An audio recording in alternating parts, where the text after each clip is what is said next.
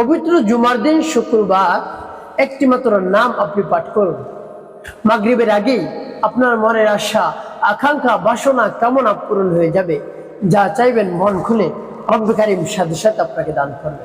প্রিয় ভাই বোনেরা, পবিত্র শুক্রবার এমনিতেই অত্যন্ত দামি এবং গুরুত্বপূর্ণ। এর ফজিলতের কথা শুনলে আপনি অবাক হয়ে যাবেন।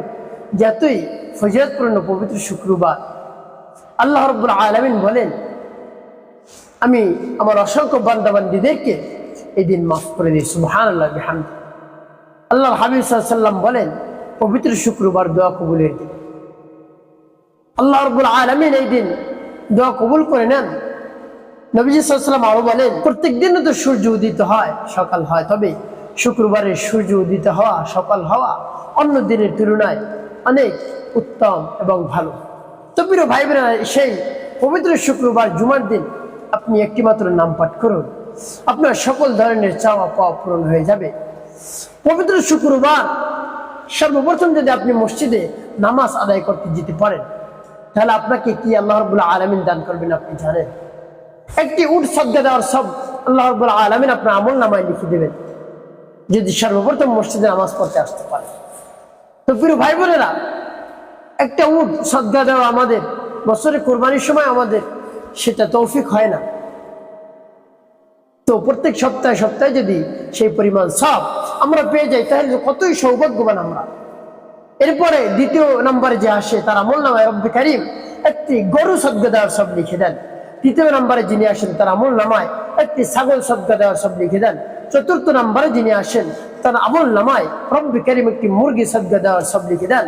পঞ্চম নম্বরে যিনি আসেন, তার আমল নামায় রব্বুল কারীম একটি ডিম সাদকা দেওয়ার সব লিখে দেন। সুবহানাল্লাহ বিহামদিহি।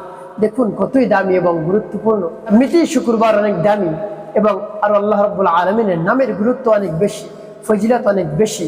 তাই দুইটা মিলে যখন এক হয়ে যাবে, তখন আল্লাহ রাব্বুল আলামিন সাথে সাথে কবুল করে নেবেন, সাথে সাথে আপনার চাওয়া পাওয়া রব্বুল কারীম পূরণ করে দিবেন। আপনি কঠিন বিপদের মধ্যে রয়েছেন, কঠিন বিপদ কোনোভাবেই দূর হচ্ছে না, তারপরে রোগে আক্রান্ত হয়ে পড়েছেন, যত ঔষধ সেবন করছেন কাজ হচ্ছে না, বিপদে আছে, ভালোবাসার মানুষ চলে গিয়েছে, ভালোবাসার মানুষ আপনার কাছে আসছে না, দুশ্চিন্তা পেরেশানির মধ্যে আপনি পড়ে গিয়েছেন, খাওয়া দাওয়া ঘুম গোসল সব বন্ধ হয়ে গিয়েছে ভালোবাসার মানুষ চলে যাওয়ার কারণে, বা আপনার সংসারে অশান্তির আগুন ধাউ ধাউ করে জ্বলছে, স্বামী অবাধ্য, স্ত্রী অবাধ্য, স্বামী স্ত্রী কেউ কাহারও কথা শুনে না। তো প্রিয় ভাই বোনেরা, দেখা যায় অনেক সময় পরকীয়ায় লিপ্ত হয়ে যায়, একজন অপরজনকে ছেড়ে চলে যায়। এভাবে যদি হয়, তাহলে আপনি রব্বুল কারীমের নামটি পাঠ করুন। রব্বুল কারীম সব কিছু ঠিক করে দেবেন, সব সমস্যার সমাধান করে দেবেন। আপনার টাকা নাই, পয়সা নাই, অর্থ নাই, সম্পদ নাই, রিজিক নিয়ে টেনশন করতেছেন, রব্বুল কারীমের কাছে বলুন, দেখবেন মনের আশা পূরণ হবে। প্রিয় ভাই বোনেরা, মনের ব্যথা বেদনাও রব্বুল কারীম দূর করে দেবেন। তো আমলটি কিভাবে করবেন আমি আপনাদেরকে বলে দিচ্ছি। আমলটি করতে আপনার টাকা পয়সা তো খরচ করতে হবে না, অল্প কিছু সময় ব্যয় করলে হয়ে যাবে। তো আমলটি করতে আপনাকে সর্বপ্রথম কি করতে হবে?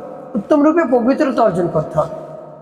উত্তম পোশাক পরিধান করে নির্জন একটি জায়গায় দাঁড়িয়ে বা বসে করতে পারেন, তবে বসা অবস্থায় করলে ভালো, আদব যেহেতু।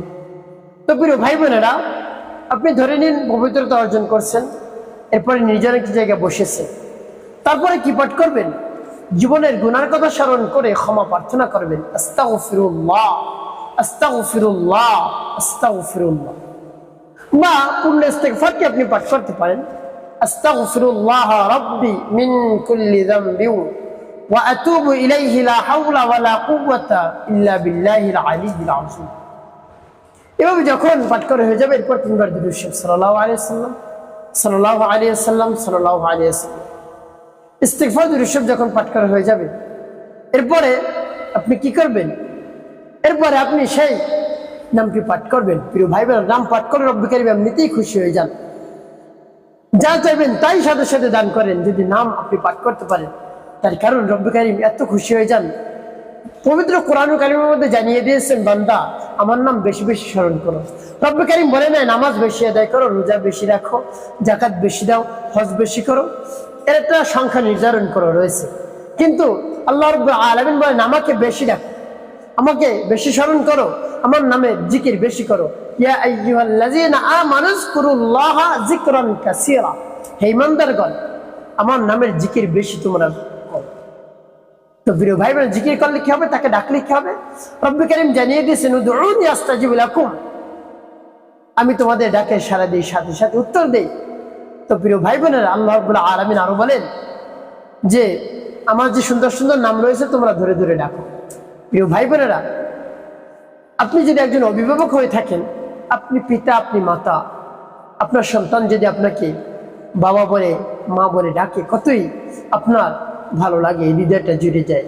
তেমনি ভাবে রব্বি কারীমও বসে থাকেন সদা সর্বদা, কোন সময় আমার বান্দা আমার কাছে চাইবে, আমাকে ডাক দেবে, আর আমি খুশি হয়ে যাব, আমি তার চাওয়া পাওয়া পূরণ করে দেব, তাকে আমি সাহায্য করব। তাই ডাকার মতো আপনি ডাকুন রব্বি কারীমকে, সাথে সাথে আপনি পেয়ে যাবেন, কাল বিলম্ব নাই, সাথে সাথে রব্বি কারীম আপনাকে দান করবেন। এই জন্য মন খুলে, মনকে উজাড় করে, বিশ্বাস নিয়ে, আস্থা নিয়ে, দৃঢ়তার সাথে রব্বি কারীমের কাছে আপনি চান, দেখবেন সব কিছু আপনাকে দিয়ে দেবেন। তো এভাবে ইস্তেগফার এবং দুরূদ শরীফ যখন পাঠ করা হয়ে যাবে, নামটি পাঠ করবেন। পরবর্তী কি করবেন বলে দিচ্ছি, নাম কতবার পাঠ করবেন সেটি বলে দিচ্ছি, আগে নামটি বলে নেই। ইয়া রহিম ইয়া আল্লাহ, ইয়া রহিম ইয়া আল্লাহ,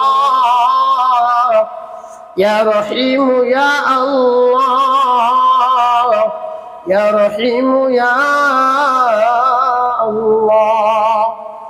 এভাবে পাঠ করবেন। কতবার? সর্বনিম্ন 100 বার আপনি পাঠ করবেন। উপরে যতবার পারেন, 1000, 2000, 3000, 4000, 5000, যতবার পারেন আপনি পাঠ করতে থাকুন, বিশ্বাস নিয়ে, আস্থা নিয়ে, দেখবেন কাজ হয়ে যাবে। তো প্রিয় ভাই বোনেরা, যখন পাঠ করে হয়ে যাবে, এরপর পাঠ করবেন নবীজি সাল্লাল্লাহু আলাইহি ওয়াসাল্লাম মুহাব্বতকে, ভালোবাসা নিয়ে 5 বার দুরূদ ইব্রাহিম। আল্লাহুম্মা সাল্লি আলা মুহাম্মাদিন ওয়া আলা আলি মুহাম্মাদ কামা সাল্লাইতা আলা ইব্রাহিম ওয়া আলা আলি ইব্রাহিম ইন্নাকা হামিদুম মাজিদ। আল্লাহুম্মা বারিক আলা মুহাম্মাদিন ওয়া আলা আলি মুহাম্মাদ কামা বারাকতা আলা ইব্রাহিম ওয়া আলা আলি ইব্রাহিম ইন্নাকা হামিদুম মাজিদ। আল্লাহুম্মা সাল্লি আলা মুহাম্মাদিন ওয়া আলা আলি মুহাম্মাদ কামা সাল্লাইতা আলা ইব্রাহিম ওয়া আলা আলি ইব্রাহিম ইন্নাকা হামিদুম মাজিদ। আল্লাহুম্মা বারিক আলা মুহাম্মাদিন ওয়া আলা আলি মুহাম্মাদ কামা বারাকতা আলা ইব্রাহিম ওয়া আলা আলি ইব্রাহিম ইন্নাকা হামিদুম মাজিদ। আল্লাহুম্মা সাল্লি আলা মুহাম্মাদিন ওয়া আলা আলি মুহাম্মাদ কামা সাল্লাইতা আলা ইব্রাহিম ওয়া আলা আলি ইব্রাহিম ইন্নাকা হামিদুম মাজিদ। আল্লাহুম্মা বারিক আলা মুহাম্মাদিন ওয়া আলা আলি মুহাম্মাদ কামা বারাকতা আলা ইব্রাহিম ওয়া আলা আলি ইব্রাহিম ইন্নাকা হামিদুম মাজিদ।